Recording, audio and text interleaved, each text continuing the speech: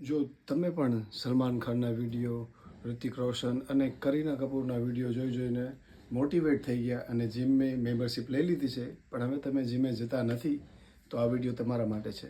તો હવે જીમ તો તમને મેમ્બરશિપના રૂપિયા તમને પાછા આપવાની નથી, તો ઓપ્શન એક જ વધે છે કે તમારે રોજે જીમે જવું પડશે. રેગ્યુલર જીમમાં જવા માટે સૌથી ઇઝીએસ્ટ સ્ટેપ કયું છે તમે વિચારો? તો સૌથી ઇઝીએસ્ટ સ્ટેપ છે કે જીમના કપડાં પહેરી લેવા, કે જીમનું ટી શર્ટ, જીમનું ટ્રેક અને જીમ શૂઝ પહેરીને રેડી થઈ જાઓ. કપડાં પહેરીને રેડી થઈ જાઓ, પછી કાંઈ જ વિચાર્યા વગર ગાંડાની જેમ જીમે પહોંચી જાઓ સીધા. 5 મિનિટ કાંઈ બી વર્કઆઉટ કરો, 5 મિનિટ જીમમાં ટાઈમ સ્પેન્ડ કરો, 5 મિનિટ વાત કરો, 5 મિનિટ ટ્રેડમિલ કરો કે 5 મિનિટ વોટ એવર તમને જે ગમે, 5 મિનિટ ખાલી જીમે પહોંચો, 5 મિનિટ ત્યાં વિતાવો અને ત્યાંથી નીકળી જાઓ. આ તમે એક વીક સુધી ફોલો કરો. ઓકે, નાવ બીજું અઠવાડિયું, સેકન્ડ વીક. હવે તમારે 5 મિનિટ વાતોચીતો કરવાની જગ્યાએ તમારે કરવાનું છે 15 મિનિટ કાર્ડિયો.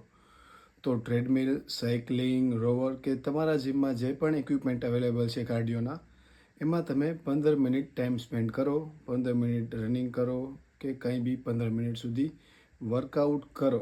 હવે છે થર્ડ વીક. તો થર્ડ વીકની અંદર તમારે પહેલાં 2 સ્ટેપ તો ફોલો કરવાના છે કે રેડી થઈ જાઓ, જીમે પહોંચી જાઓ અને 5 મિનિટ કાર્ડિયો કર્યો, પછી આપણે 15 મિનિટ કર્યો. હવે થર્ડ વીકની અંદર તમારે કરવાનું છે વર્કઆઉટ સ્કેડ્યુલ ફોલો.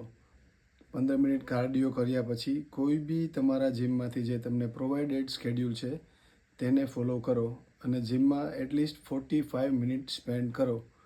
જો આ 3 વીક સુધી તમે રેગ્યુલર આ સ્ટેપ્સને ફોલો કરેલા છે, તો ફોર્થ વીકમાં તમારે કોઈ મોટિવેશન વિડીયોઝ કે કોઈની જરૂર નહીં પડે અને ફોર્થ વીકના મંડેના તમે જીમમાં હાજર વર્કઆઉટ કરશો અને તમારો ગોલ એબ્સોલ્યુટલી પૂરો કરશો.